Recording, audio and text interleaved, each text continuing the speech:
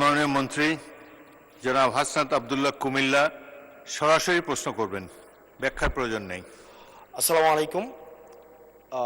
যেহেতু শিক্ষার নিয়ে কথা হচ্ছে, আমাদের বর্তমানে মাননীয় স্পিকার, আমরা যদি বর্তমান শিক্ষা ব্যবস্থা দেখি, আমাদের এন্ট্রান্স ইনস্টিটিউশনগুলোতে বিশেষ করে প্রাথমিক শিক্ষায় আমরা দেখছি যে ভর্তি প্রক্রিয়াতে আমাদের এখন দুইটা পদ্ধতি প্রচলিত ছিল। এডমিশন বাই মেরিট আগে প্রচলিত ছিল, এখন সেটা কনভার্ট হয়েছে এডমিশন বাই লটারির মাধ্যমে এখানে বাচ্চাদেরকে ভর্তি করা হয়।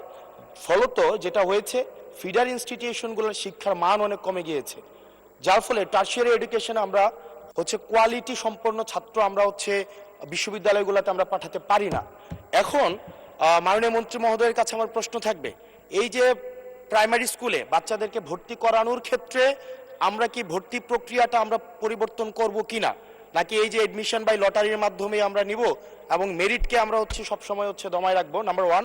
আর নাম্বার টু আমাদের বর্তমান শিক্ষা পদ্ধতিতে আমরা যদি দেখি, আমরা যারা পয়সা দিয়ে কিনতে পারে তারা এখন ইংরেজি মাধ্যমটা কিনছে, যারা পয়সা দিয়ে ইংরেজি মাধ্যম কিনতে পারে না তারাই কেবল আপনি যেই শিক্ষা পদ্ধতি আমাদের জন্য জনজীবনের জন্য আপনি চালু করেছেন সেটা আমরা কিনছি, আর যারা সেটাও কিনতে পারে না তারা মাদ্রাসা শিক্ষা পদ্ধতি কিনছে।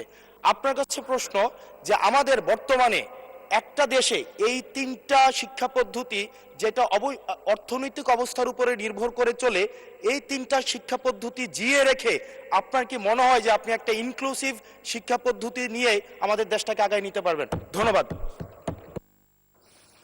মূল প্রশ্ন ছিল জাহাঙ্গীর হোসেনের, মাননীয় সদস্য, সারা দেশে প্রাথমিক ও গণশিক্ষার উন্নয়নে কোনো প্রকল্প গ্রহণ করা হইয়াছে কিনা, হইলে তাহা কি? এখন তো ইন জেনারেল আমরা ডিসকাশনে চলে গিয়েছি, তবুও মাননীয় মন্ত্রী আপনি ইচ্ছা করলে উত্তর দিতে পারেন। ধন্যবাদ মাননীয় স্পিকার, ধন্যবাদ মাননীয় সংসদ সদস্যকে। যদিও তিনি ব্যাপকভাবে প্রশ্ন করেছেন, আমরা আশা করি এই মহান সংসদে এই বিষয়গুলি আলোচনা হওয়ার প্রয়োজন রয়েছে এবং তিনি করছেন। মূলত আমাদের দেশে শিক্ষা ব্যবস্থার জন্য রুরাল অ্যান্ড আরবান এই দুইটি সেকশন রয়েছে। এখন গ্রামীণ জনপদে যে প্রতিষ্ঠানগুলো রয়েছে সেখানে প্রি প্রাইমারি স্কুল রয়েছে এবং ছাত্র সংখ্যা এতটা কম্পিটিটিভ নয়, সে কারণে সেখানে ভর্তি সমস্যা তেমন একটা হচ্ছে না। ঢাকা শহরগুলোতে আমাদের এই প্রাথমিক স্তরে ভর্তির একটি সমস্যা রয়েছে। এই জটিলতা নিরসনের জন্য বিগত সরকার লটারি সিস্টেম করেছিল, যেটা আদৌ আমার মনে হয় না যুক্তিসঙ্গত। তবে আগামী বছরে এই শিক্ষা ব্যবস্থা ভর্তি সিস্টেম কিভাবে করা হবে সেটা আনুষ্ঠানিকভাবে আমরা স্টেক হোল্ডারদের সাথে, অর্থাৎ অভিভাবকদের সাথে বিভিন্ন রকম সেমিনার সিম্পোজিয়াম করে মাননীয় সংসদ সদস্য সকলের অভিমত নিয়ে একটি জনমত সৃষ্টি করে আমরা আগামী 2027 জানুয়ারি ভর্তির বিষয়ে চিন্তা করব। তিনি আরেকটি বিষয় উপস্থাপন করেছেন, আমাদের 3 ডাইমেনশনাল যে শিক্ষা ব্যবস্থা রয়েছে সেটাকে সমন্বিত করা। ধর্মীয় অনুভূতিতে ইবতেদায়ী রয়েছে, মাদ্রাসার মধ্যে রয়েছে, কওমিতে রয়েছে, ইংলিশ মিডিয়াম রয়েছে, বাংলা মিডিয়াম রয়েছে, সবগুলিকে সমন্বিত করা একটি জটিল ব্যাপার রয়েছে।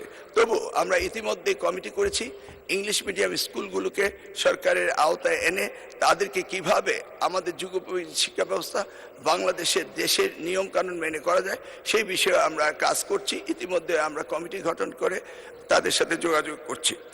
দ্বিতীয়টি হলো ইবতেদায়ী শিক্ষা ব্যবস্থা, সেটাকেও আমরা ইতিমধ্যেই সেই বিষয়ে ব্যাপক কাজ শুরু করেছি।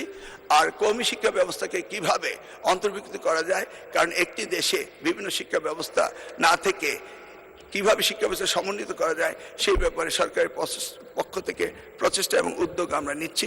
ইনশাআল্লাহ আগামী দিনগুলোতে পর্যায়ক্রমে আপনারা দেখতে পাবেন। আপনাকে অশেষ ধন্যবাদ।